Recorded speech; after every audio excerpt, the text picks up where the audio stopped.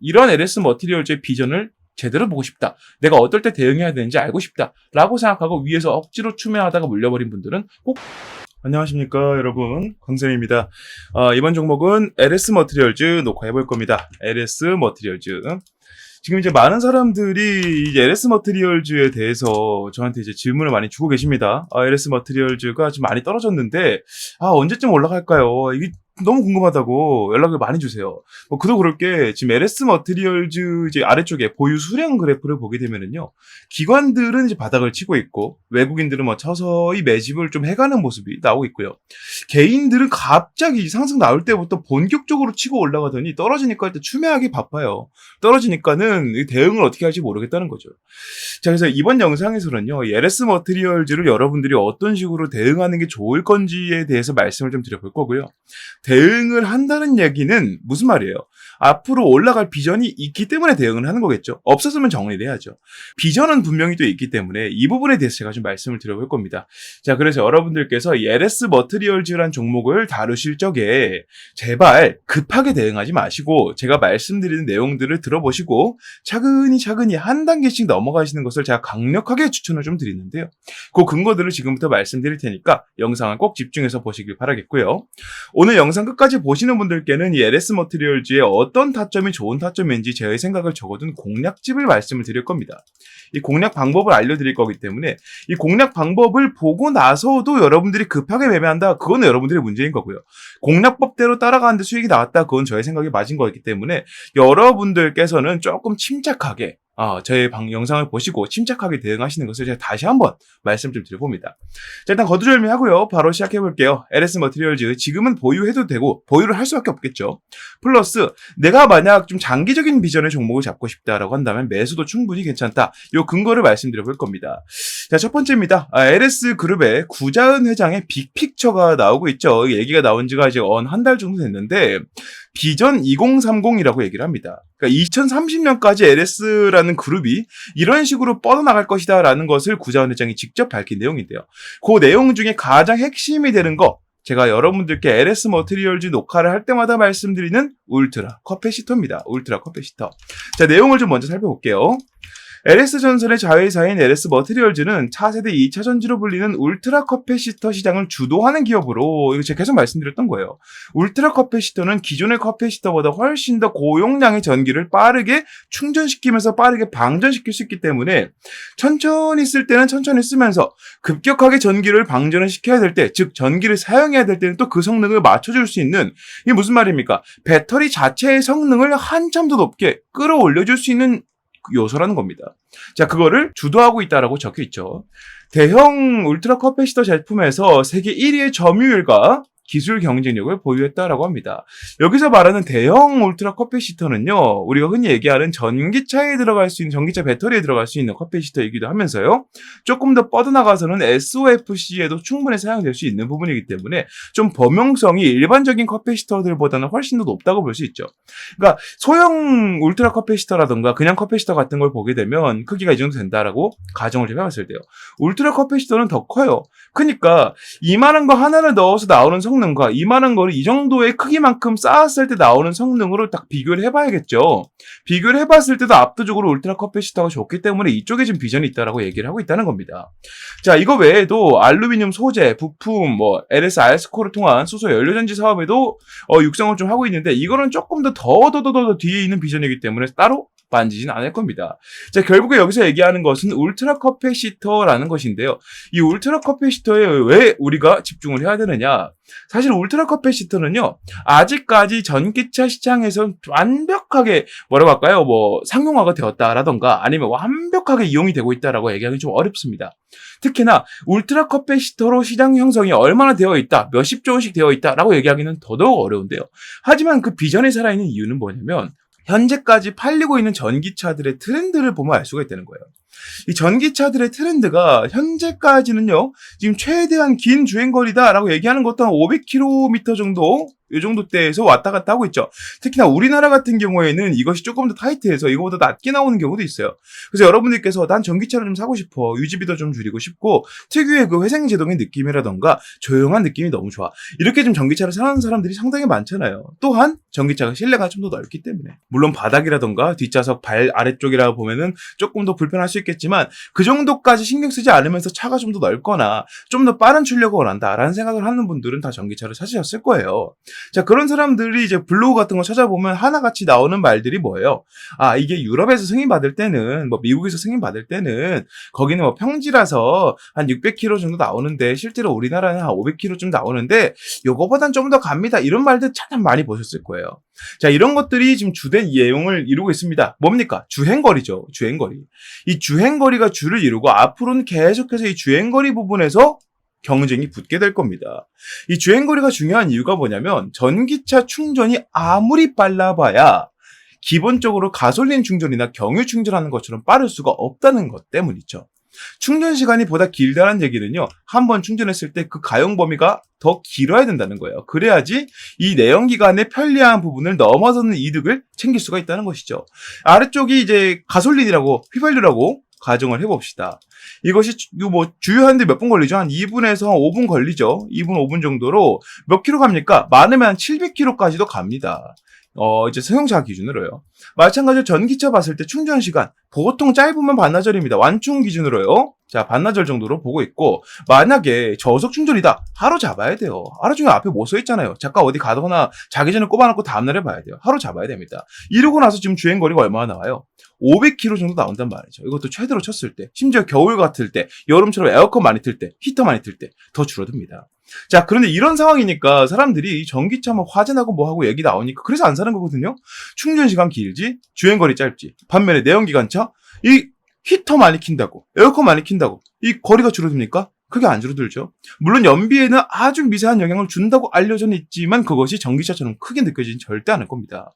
그리고 가장 이점이 뭡니까? 충전 시간이 아주 짧죠. 이 내연기관 차들이. 그런 것 때문에 전기차 캐즘이 오기 시작했던 건데, 만약에 전기차 충전 시간이 이 울트라 커피시터의 가장 큰 장점, 고속 충전 방전 기능을 이용해서 충전 시간이 반나절에서 약 한 30분, 기본 충전 시간이요. 고속 충전이 아니라 일반적인 충전이 30분, 고속 충전지 한 15분 이렇게 줄어들어 버린다면, 그리고 출력 자체는 더 높아지게 되면서 이 출력을 조절할 수 있다는 얘기는 더욱더 전기를 조금 쓰면서 거리를 더 멀게 보낼 수도 있다는 얘기이기 때문에 이 충전 거리를, 이 가용 범위가 내연기관차 동일해진다면 많은 사람들이 전기차를 거부할 이유가 없어지겠죠. 왜냐? 들어가는 전기는 똑같은데 전기 양은 기존과 똑같아요. 똑같지만 이 충전을 시키는 속도가 빨라지기 때문에 그 전기를 배터리가 빨아들이는 속도도 상당히 빨라지게 된다는 것이고요.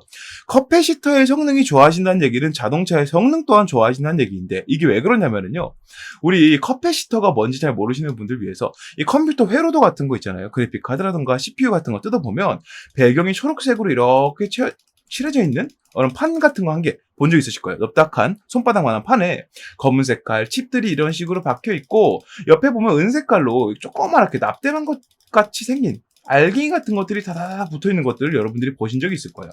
특히나 이 반도체 칩 주위에 혹은 전원칩 근처에 반드시 있습니다. 이것이 바로 커패시터라는 겁니다. 목적은요, 전력이 들어오게 되면 커패시터로 먼저 전기가 이동하게 돼요. 여기서 특정 기관에서 특정 신호를 보낼 때 그 전기를 거기로 보내주는 역할을 커패시터가 해준다는 것이죠. 물론 전기차에서는 조금 개념이 다릅니다만 충전과 방전에 조금 더 목적을 두고 있지만, 필요할 때 필요한 만큼의 전기를 필요한 시간에 보내주는 게 커패시터의 가장 큰 역할이라고 말씀을 좀 드릴 수 있어요. 근데 이 커패시터 자체가 이 필요한 시간에 필요한 때에 필요한 양을 보낼 수 있는데, 이 필요한 양이 많으면 어떻게 될까요? 근데 충전되는 전기의 양은 일정하고 적습니다. 그럼 시간이 오래 걸리는 거죠. 지금의 전기차가 그렇다는 얘기고요. 만약에 이러한 성능을, 전기량을 더 때려 박을수록 이 커패시터가 받쳐준다면 그만큼 빠른 속도로 전기를 빨아들여서 빨리 충전시켜주고요. 필요한 때에 빠르게 전기를 소요시켜야 될 때는 빠르게 또 그만큼의 전기를 보내줄 수 있기 때문에 이 성능이 좋아질 수밖에 없다는 것이죠.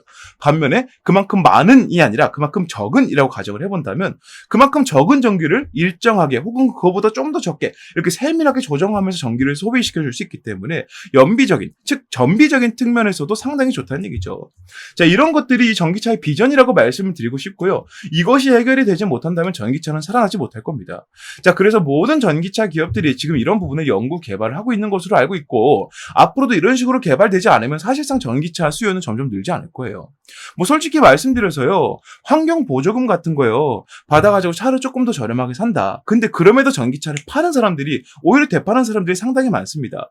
왜냐하면 그 정도의 내가 할인을 받을 정도로 상황이 급하지 않으니까 차를 새로 구매하는 거인데다가 그냥 해주면 좋고 안 해주면 어쩔 수 없고의 입장에서 하는 것인데, 그 지원금 100만원, 200만원 때문에 차를 내가 원래 내연기관차만 탔는데 전기차를 탈 것이다? 그런데 충전 시간, 그리고 주행거리, 그리고 겨울, 여름 이럴 때마다 전비가 나빠지는 것들, 그리고 또 뭐 있습니까? 회생제동 때문에 불편한 것들, 기타 등등 여러 가지 요소들을 그 200~300만 원에 태울 것이냐, 이거를 고민해보다가 타보니까 이건 아닌 것 같아. 빨리 팔고 나 내연기관으로 갈아탈래 하는 사람이 정말 많거든요. 자, 그래서 이 정도의 그림은 그려줘야 많은 사람들이 이제부터는 전기차 시대입니다, 전기차밖에 못합니다 라고 법령이 딱 내려오거나 법의 규제가 완전히 바뀌게 된다면, 물론 코앞은 아니겠지만요, 그때 가면 전기차를 마음 놓고 구매할 수가 있다는 것이죠. 적어도 내연기관차에 꿀리지 않으니까요. 자, 이러한 비전이 있기 때문에 울트라 커패시터에 대한 내용을 구자환 회장이 비전 2030이라고 얘기까지 하면서도 이 LS 머티리얼즈를 강조한 이유가 있다라고 말씀을 드릴 수가 있다는 것이죠. 자, 근데 여기서 이제 문제가 한 게 있습니다. 바로 미국의 대선이죠. 미국 대선. 역시 그 사람 때문에 얘기가 나오고 있습니다. 뭐 누군지 다들 아실 거예요. 예, 이 사람 때문이에요. 자, 이 사람 때문에 왜 문제가 되는지 그 내용 한번 보여드릴게요. 자, 트럼프가 당선이 되게 되면 전기차 관련주는 하락을 피할 수 없을 것으로 보인답니다. 트럼프는 뭐 한때는 일론 머스크랑 트위터 하면서 되게 뭐 친하다, 뭐 전기차 나도 좋게 본다 말하더니 다시 원래 노선으로 돌아왔죠. 전기차를 비롯한 조 바이든 행정부의 친환경 에너지 정책을 사기라고 규정을 하고 있으면서 비판적인 태도를 보이고 있습니다. 19일 날 펜실베니아주 유세에서 인터뷰에서 그는 전기차 세액 공제는 터무니없는 일이라며 세액 공제와 세금 인센티브는 일반적으로 매우 좋은 일은 아니다라고 강경하게 부정적으로 밝히고 있다는 거예요. 재집권을 하게 되면 전기차 구입 시 세액 공제와 관련한 재무부 규정을 수정할 것을 시사한 거예요. 그러니까 트럼프 입장에서는요, 이 전기차를 반대하는 큰 이유가, 첫 번째로는 나의 지지 정당과 반대의 지지 정당에서 내민 정책을 일방적으로 반대한다의 측면으로 볼 수도 있겠고요. 두 번째로는 이 사람이 되게 웃긴 사람이에요. 이 사람 뭐라고 해야 될까요? 뭐 규정하기가 힘들어요. 뭐라고 해야 되나? 전기차를 싫어한다기보다는요, 미국을 너무 좋아해서 이런 행동을 한다고 말씀을 좀 드리고 싶다는 거죠. 사실상 지금 미국 내에서 판매되고 있는 전기차를 보게 되면은요, 이 사람이 일론 머스크랑 친하게 지내면서 다른 전기차 까내린 이유가 이것 때문입니다. 일론 머스크의 테슬라 어느 나라 기업이에요? 미국 기업입니다. 실질적으로 미국 내에서 팔리고 있는 전기차들은 어느 나라 기업들이에요? 다 해외 기업들이에요. 일본의 토요타라던가, 아니면 한국의 현대차라던가, 뭐 중국의 BYD, 너무너무 많죠.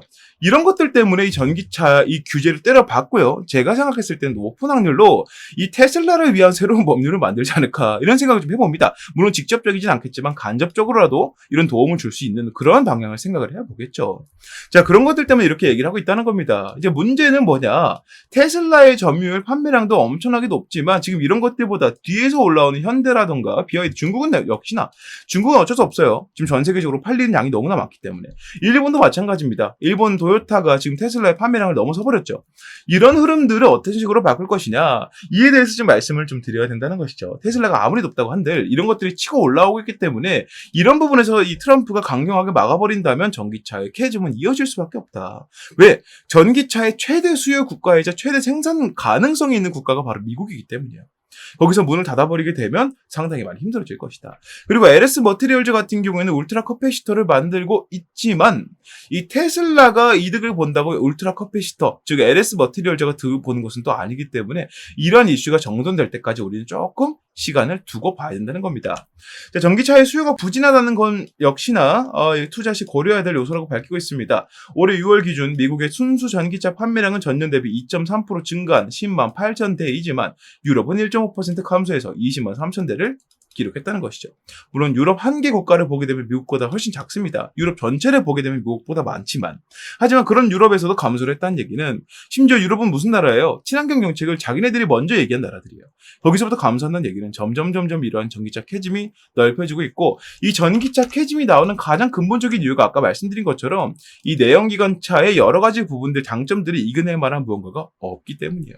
가장 좋은 게 이 전비, 즉 유지비가 싸다는 건데, 배터리 들어있는 자동차 사보신 분들은 아시겠지만 동급 차량의 경우에요. 여기서 말하는 동급이라는 것은 자동차의 이 cc 100이란 기준으로 얘기를 합니다. 혹은 뭐 크기로 볼 수도 있겠죠. 동급 차량의 경우에요. 배터리가 달리고 안 달리고, 특히나 하이브리드만 보더라도요, 달리고 안 달리고의 차이가 400에서 500만 원 정도 차이가 나요. 그렇다고 여기다가 지금 지원금을 전기차에 원래 해주던 것처럼 수백만 원씩 때려주느냐? 절대 그러지 않죠. 거기다가 이 전기차 같은 경우에는 애초 차값 자체가 더 비싸기 때문에 이런 이점을 볼 수가 없다는 거죠. 그러니까 지금 차값이 이만큼 할인해준대, 전기차 사면. 전기차도 한번 타보고 싶었는데 타볼까? 생각 없이 사는 사람들은 보통 그렇고요. 내가 만약 생각을 좀 해본다. 난 좀 계산해보고 알뜰하게 사는 편이다.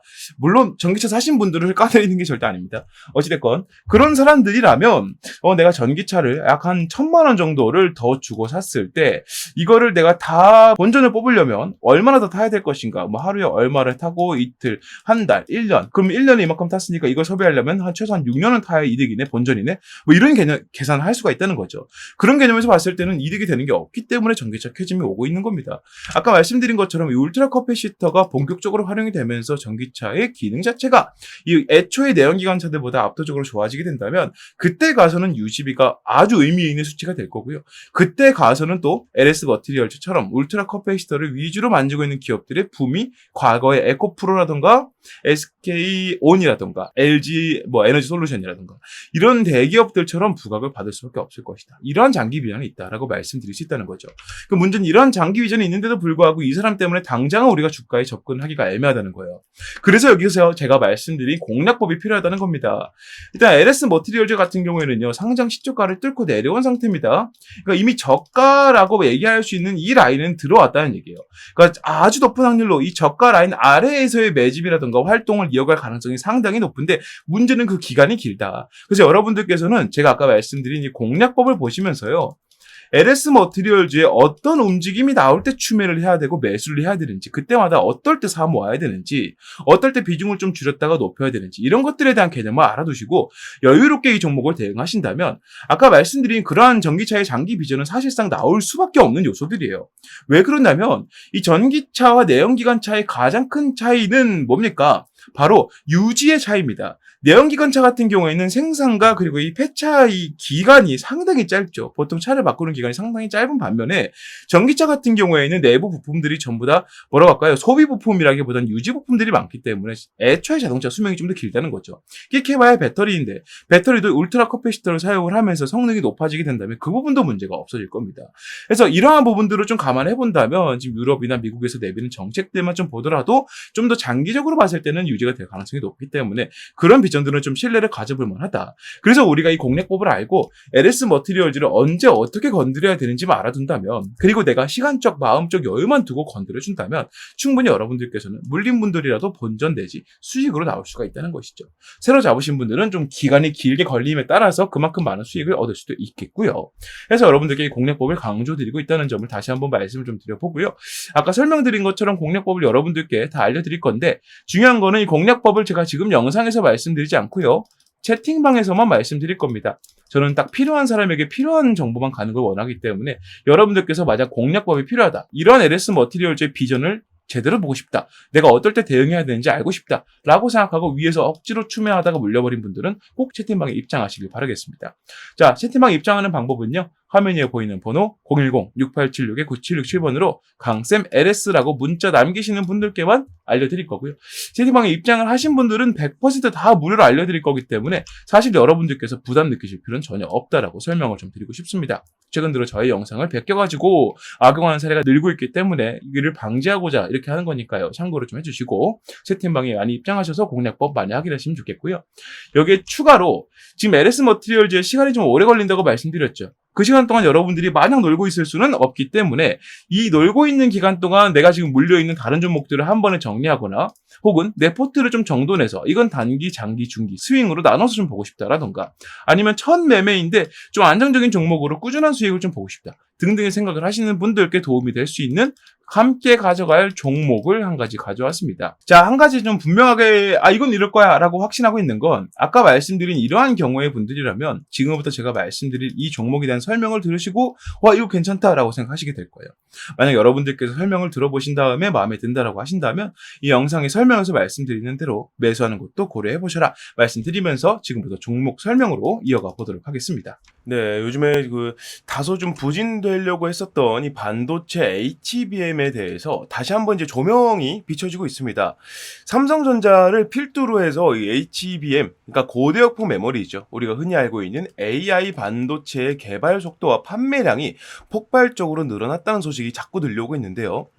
우리가 알고 있던 기존적인 내용에서는 SK가 삼성전자를 거의 압도하고 있는 식으로 얘기가 많이 나오고 있었고 이게 사실로 굳어지고 있었지만 삼성전자가 이제 SK를 포함해서 누구를 뛰어넘었다. 파운드리로 아주 유명한 TSMC까지 뛰어넘었다는 내용들이 나오고 있습니다.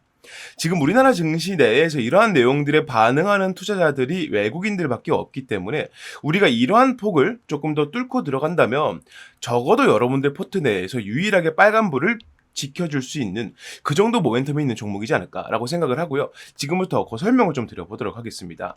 자, 5세대 HBM 3분기부터 양산을 하기 시작합니다. 양산 이후에 실질적으로 판매가 되고 사용이 되는 것은 빠르면 4분기, 늦으면 내년 초쯤 될 것 같습니다.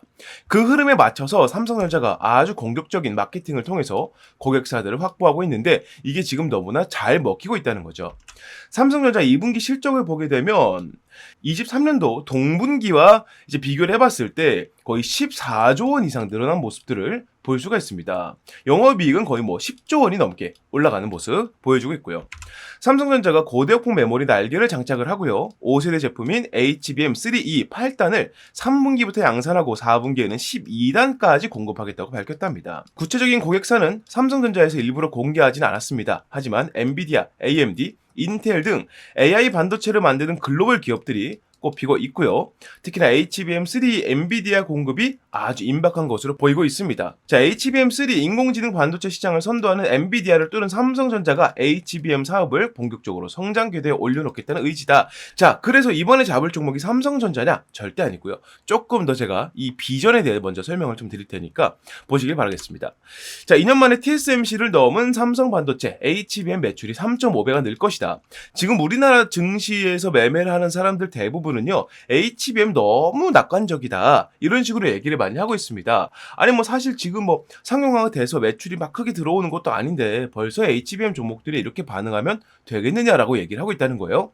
근데 중요한 게 뭐냐면 실질적으로 이 HBM의 선두주자라 얘기할 수 있는 삼성의 경우에는 이미 HBM 쪽으로 매출이 폭발적인 성장을 보이고 있다는 겁니다. 삼성전자의 반도체 영업이익이 다시 한번 6조 원을 돌파했고요.